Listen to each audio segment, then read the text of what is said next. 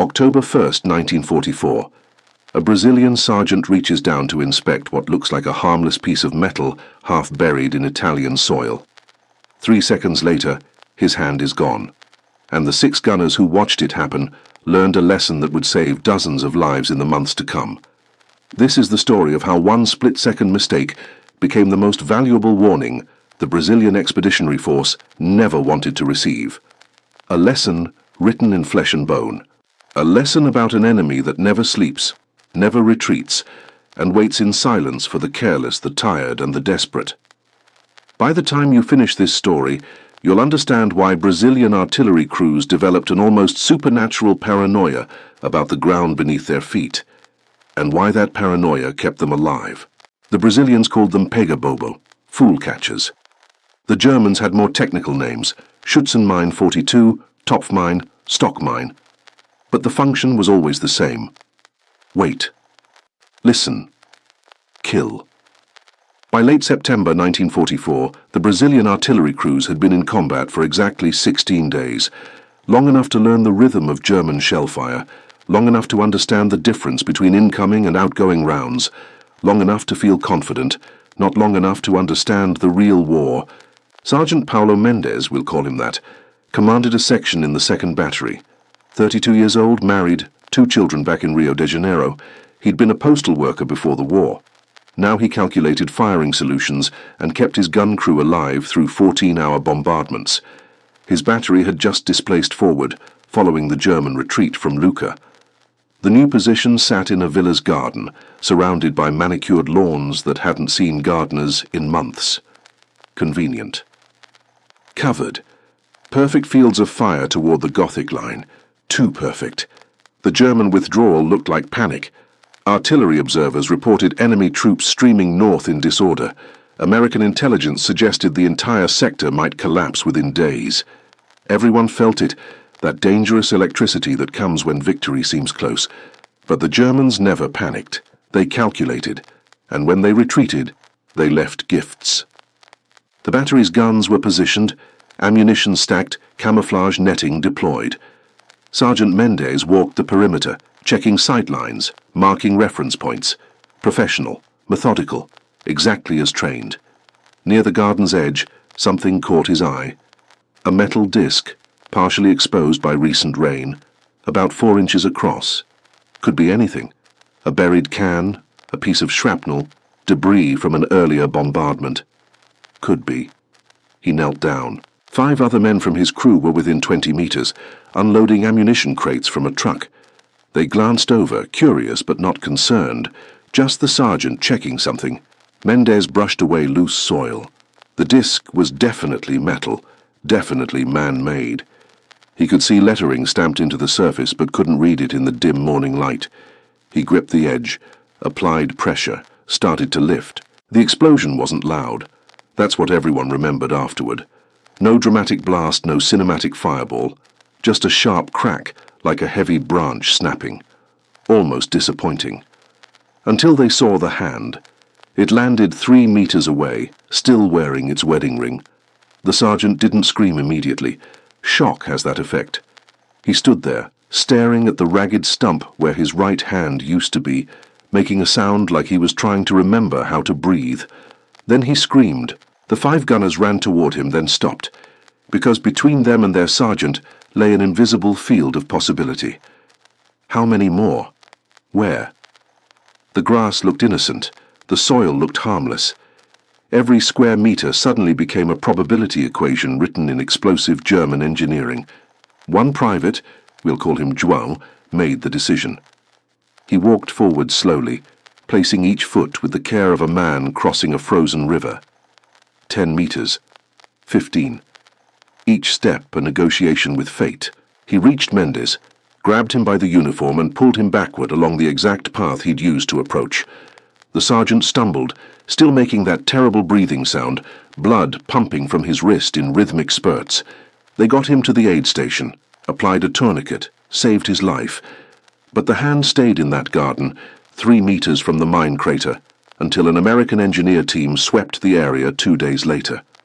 The mine was a Schützenmine 42, the shoe mine, Named because it required only about 10 pounds of pressure to detonate, roughly the weight of a man's foot.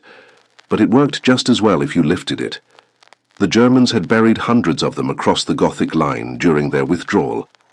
In gardens, in doorways, under rubble, beside wells. Anywhere a tired soldier might step, kneel, or reach. The Americans had warned the Brazilians about German mining tactics. Long briefings, technical descriptions, recognition charts. But warnings are abstract. A sergeant's hand landing in the grass is concrete. That night every man in the 2nd Battery lay in his bedroll thinking about invisible metal discs waiting in the soil, about wedding rings on severed fingers, about the 1,000 casual gestures they made every day, kicking aside debris, moving equipment, walking to the latrine in darkness, and how any one of them might be the last thing they ever did. The incident report went up the chain of command within hours. 1 NCO wounded by enemy mine. Combat ineffective. Evacuated to rear area hospital. Expected survival. Permanent disability. Routine paperwork for October 1944. But something else happened that didn't make it into official reports. The 6 men who witnessed Sergeant Mendez lose his hand became evangelists. They moved through the battery, then through the entire artillery group, telling the story with the fevered intensity of religious converts. They described the sound, the hand, the wedding ring, the casual way their sergeant had knelt down, the confident way he'd gripped the mine. He didn't know, they kept saying. He thought he knew, but he didn't know. Within 2 days, the entire 1st Artillery Group understood something the training manuals couldn't communicate. The Germans were trying to kill them with patience, not with shells or bullets or tanks, with waiting metal buried in ordinary earth. The Americans noticed the change immediately. Brazilian gun crews, previously confident and sometimes careless, became obsessively cautious. They stopped taking shortcuts across open ground. They refused to move equipment without clearing the area first. They insisted on engineer sweeps before every displacement. Some American officers found it excessive. The mining threat was real, but statistically minor compared to artillery and small arms fire. The Brazilians were wasting time, slowing operations, being paranoid. They were also staying alive. Over the next 3 months, as autumn turned to brutal winter, the Brazilian sector saw exactly 3 more mine casualties. The adjacent American regiment, operating with the same exposure but less obsessive caution, lost 47 men to mines and booby traps. The lesson Sergeant Mendez paid for with his hand had become doctrine. Not written doctrine, something deeper. The kind of knowledge that lives in muscle memory and nightmare. November brought rain.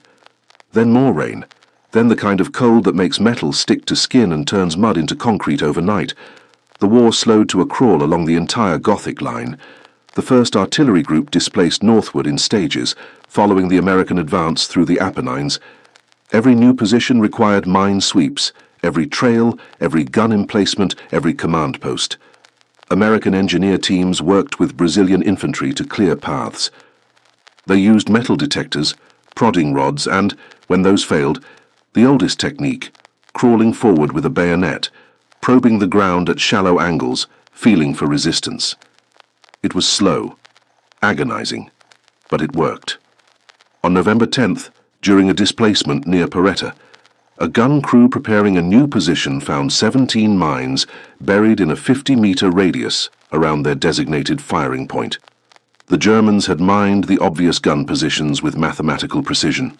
If the Brazilians had simply rolled their howitzers into place without checking, standard procedure in rapid advances, the first salvo would have detonated sympathetic explosions from the buried mines. Ammunition would have cooked off. Men would have died. Instead, engineers marked each mine with white tape, carefully excavated them, photographed the placement patterns. The German mining doctrine was predictable once you understood it. Concentrate defenses where attackers must go. Use minimum metal content to defeat detectors. Create kill zones in natural choke points. Predictable meant survivable. The Brazilians adapted. Gun positions were sited in wrong locations, places that made tactical sense but violated doctrinal placement. Command posts went into buildings the Germans had left standing, under the assumption they'd be booby-trapped. Instead of following trails, supply columns carved new paths through virgin ground. The paranoia that started with Sergeant Mendes became tactical innovation. The fear became doctrine. The lesson became survival. January 1945. The 1st Artillery Group had been in continuous combat for 4 months. They'd fired over 30,000 rounds, supported dozens of infantry attacks, displaced 17 times under fire. Mine casualties in their sector: 3 wounded, 0 killed. Adjacent American units: 47 wounded, 11 killed. British units operating in similar terrain: 63 wounded, 15 killed. The Brazilian artillery commanders didn't publicize these numbers. There were no medals for men who didn't step on mines, no commendations for excessive caution, but the statistics told a story that every battery commander understood.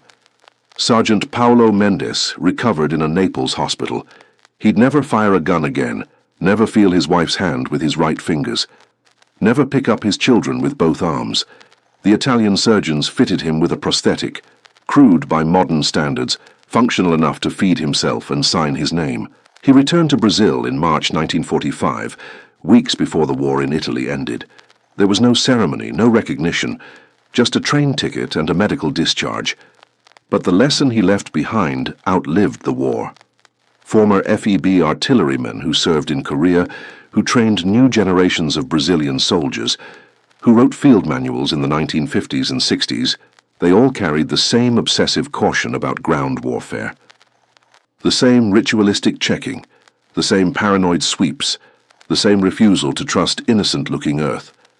They called it the Mendes principle, though most had never met the man, just heard the story. The sergeant who knelt down in a garden outside Lucca, the hand with the wedding ring, the lesson that cost one man his future but saved dozens of lives. There's a photograph, unofficial, taken by an American combat correspondent in November 1944.